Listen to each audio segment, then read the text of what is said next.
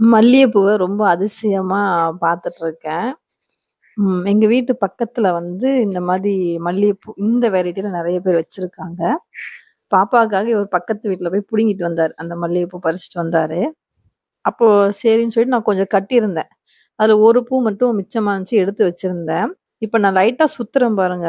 அந்த பூக்குள்ள இருந்து இன்னொரு காம்போட சேர்த்து இன்னொரு பூ வந்து வெளிய வருது.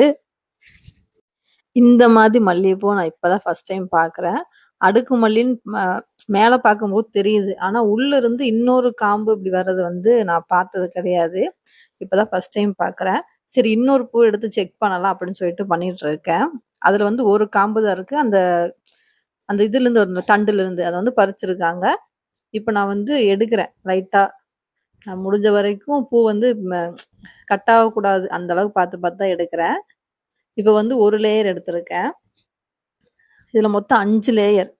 ஆனா வாசம் அப்படியே மல்லிகைப்பூ மாரி தான் இருக்கு. எனக்கு ஆச்சரியம் தான். அதனால ரொம்ப இன்ட்ரஸ்டிங்கா இந்த பூ வந்து இப்படி பிரிச்சு எடுத்துட்டு இருக்கேன். நீங்க இந்த மாதிரி மல்லிகை செடி வச்சிருக்கீங்களா? உங்க வீட்ல இந்த வெரைட்டி வச்சிருக்கீங்களான்னு சொல்லி எனக்கு கமெண்ட் பண்ணுங்க.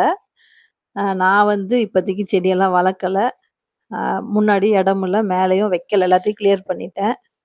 அதனால பூ வைக் மல்லிகைப்பூ செடி வைக்கணும்னு ஆசை. இருந்தாலும் வைக்க முடியல. அவ்வளோதான். இப்ப 5 லேயர் வந்து எடுத்திருக்கேன்.